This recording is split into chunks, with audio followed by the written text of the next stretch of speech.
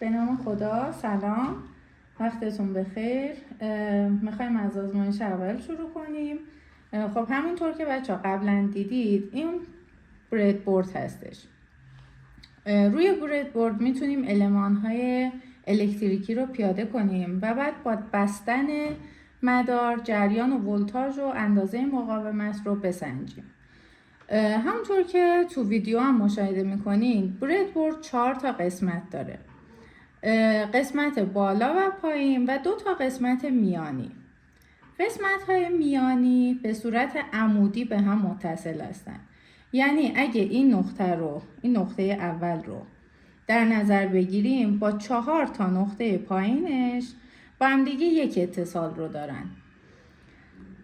ردیف میانی پایین هم دقیقا مثل همینه، هر 5 نقطه به صورت عمودی یه اتصال رو دارن. ردیف بالا و پایین اتصالاتشون به صورت افقی از اول تا مرکز هستش، یعنی 5 تا خونه سمت چپ و 5 تا خونه سمت راست صورت افقی به هم وصل هستن. حالا میخوایم با اندازه‌گیری مقاومت شروع کنیم. خب قبلا دیدید و میدونیم مقاومت رو از رنگش میشناسیم و میتونیم مقدار اوهم و تولرانسش رو بیان کنیم. مقاومت اولمون مقاومت 4 نواری هستش. از سمت راست رنگ اول قهوه‌ای، رنگ دوم مشکی، رنگ سوم قرمز و رنگ آخر طلایی هستش.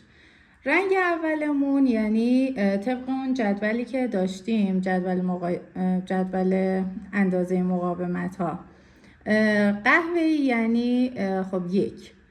رنگ دوممون که سیاه بود 0. رنگ سوم که ضریب رو نشون میده قرمز رنگ 2، پس یعنی شد 1 0 با 2 تا 0، یعنی شد 1000 اوم یا 1 کیلو اوم. رنگ آخرم که طلایی تولرانسش یعنی میزان خطاش 5%. خب حالا میایم مقاومت رو تو برد بورد قرار میدیم به این صورت. حالا بیایم اگه اینو تو این نقطه قرار بدیم اتصال کوتاه میشه دیگه. خب بعد این که قرار دادیم ما میایم سراغ مولتی مترمون. مولتی متر رو سلکتورش رو میذاریم تو حالت او. قدم دوم این هستش که پراب مشکی متصل به سوکت کام و پراب قرمز متصل به ولت او. حالا میایم اندازه مقاومت رو بگیریم.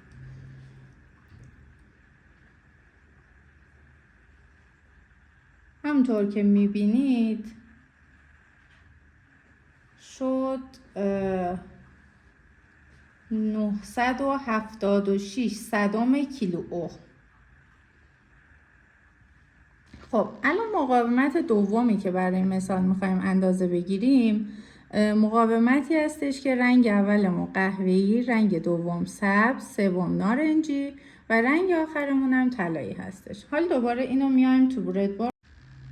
خب قهوه‌ای که 1 بود، سبزمون طبق اون جدول 5 هستش، رنگ بعدی که نارنجیه 1000 و این یعنی 1500 اوم یا 15 کیلو اوم. حالا میایم اندازش رو با مولتی متر بسنجیم. 1467 کیلو اوم و اون اختلافی که هست به خاطر اون همون 5% تولرانسش هست.